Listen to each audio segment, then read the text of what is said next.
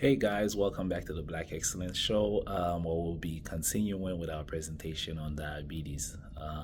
Just like I promised you guys from the beginning, this subject is a very complex one, so that's why it's taking multiple videos to kind of like really break it down to you guys so that you actually know the ins and out of the diabetes and the different types that there are. Et juste avant de commencer, a big shout out to our brother Jay pour platform because we think this is very important. So the information, when we get the information, we share with you. We hope that you guys are sharing your family members, with friends and people in your community so that we could all stay informed. Sans plus tarder, on va continuer. Dernière fois, nous avons parlé de type 2 diabète, so type 2 diabetes. Today, we'll talk about type 1. Type 1 diabetes, how is it different from type 2? So, type 1 diabetes, son bagay qui cause type 1 diabète là, c'est le système immunitaire ou li attaqué corps. So, pancréas et produit insuline et insuline et like how do you call it? The insulin keeps the sugar in your body in check. But le système immunitaire attaque et cell yo nan pancréas li pa produit insuline que supposé produire. So that's how you get type 1. It is different from type 2 because type 2 is a result of insulin resistance. So insulin resistance ki sa cause li is something that it has to do with genetics sometimes, but more so with lifestyle choices. So gen moun ki manje an pil, gen moun ki pa jam fè sport, gen moun ki live a sedentary lifestyle, and the sedentary lifestyle nan sa vle di ou pa like lo fin manje ou al kouche ou al chita ou pa fanyen kom si activité physical ki pou edo burn the extra calories that you have in your body. A log into bagay sa, it's just extra sugar in your body, right? So that's the main difference between type 1 and type 2. So remember, type 1 is your body attacking itself. Your autoimmune system attacking the pancreas, the cells in the pancreas, and the pancreas cannot produce enough insulin. Type 2, sometimes by genetics, and then but mostly by lifestyle choices. So other differences in these two. Type 1 is more common in younger children, and type 2 is more middle-aged people up to when I say middle-aged, adults to like older people. So I would say type 1 type 1 li vraiment important pour nous connaître parce que en pile fois nous penser l'entente de diabète, nous penser nous tout garder grand monde.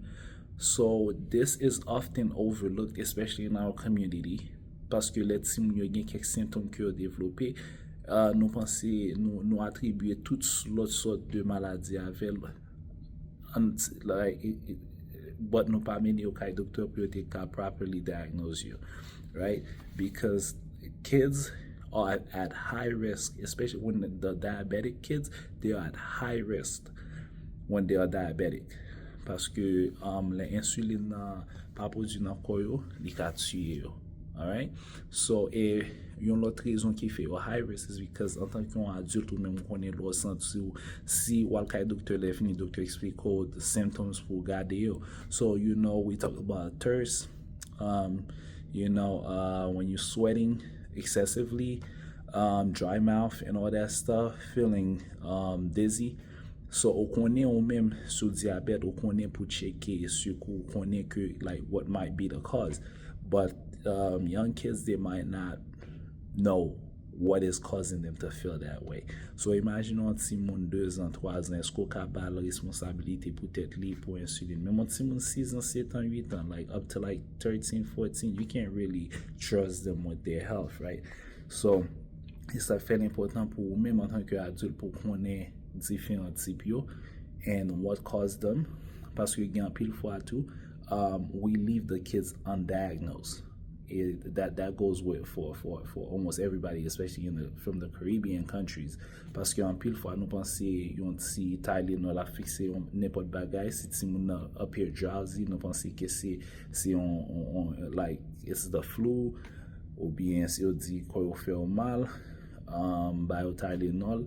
And if they feel like they are drowsy or thirsty, not just you can say, okay, bon, petit l'eau, of sans soupi bien après.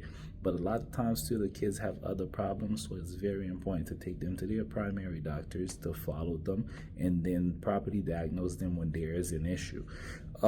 C'est pas un stigma que vous mettez sur ti moun because you want them to live long.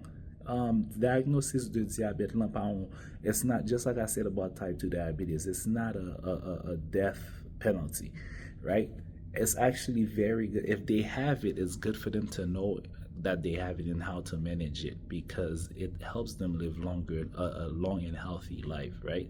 So right? So better teach them how to take care of themselves so that they know when they become adults how to take care of themselves. And type 1 diabetes is very, very, very dangerous because remember, like I said, it cannot be managed through lifestyle choices. Notre type 2 on te dit comme ça que fait plus exercice, manger qui more healthy food, check your blood sugar regularly and all this stuff. But type 1 là, li vraiment différent parce que like it's true, it holds true. Like you could never not benefit from doing physical activities. You could never benefit from eating healthy.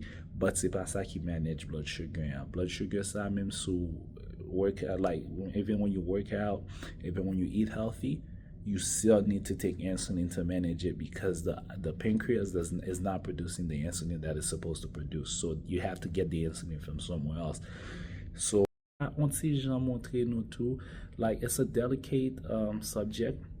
Because li also montre nou spécialement pil nan nou konen misère que moun a passé spécialement dans l'autre pays, the third world countries, especially our country.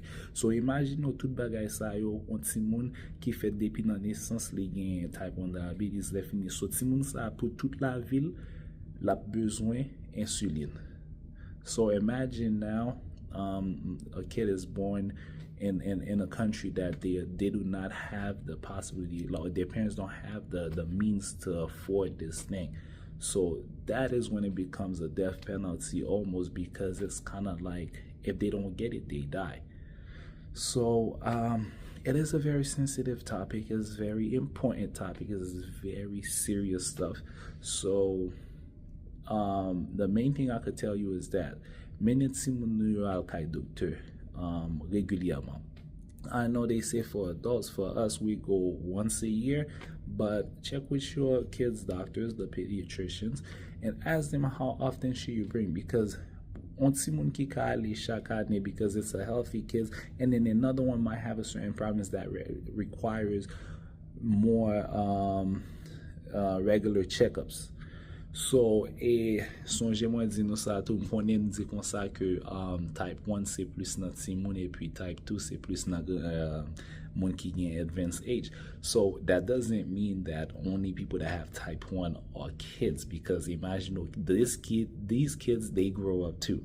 So once they grow up, it doesn't automatically translate to type 2.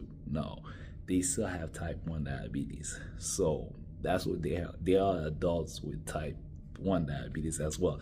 But nous just voulons dire comme ça que type 1 not développé at an early age. So ou même ki la kayo, your kids up here that they always thirsty, they always dizzy, they always sweating and stuff, have them get checked up by a healthcare provider, because it's very dangerous for them. Si moun reme kouri anpil, yo reme bat koyo. And chaque fois bat koyo too, not only we said like this is where it's very dangerous, because not only we said that the body doesn't produce enough insulin to keep up with the blood glucose, but also once they get tired, that blood, like whatever their blood glucose is, tends to drop fast. And when it drops fast, you're in trouble. They get into a coma and then bad things happen. So, the main thing is prevention, right? So get your kids checked out, get them diagnosed, and if needed be, give them get the proper instructions from the doctors, and educate yourself as well so that you can better educate them in the future. So, je souhaite que vidéo ça aide nous et que nous utilisions l'information ça non seulement pour nous-mêmes, but pour famille, nos amis, nous too. So, I will see you guys next time for the continuation in diabetes, and we'll talk about different types of diabetes as well. All right, have a good one. Bye-bye. Never trust someone who has let you down more than 2 times. Once was a warning, twice was a lesson, and anything more than that is simply taking advantage.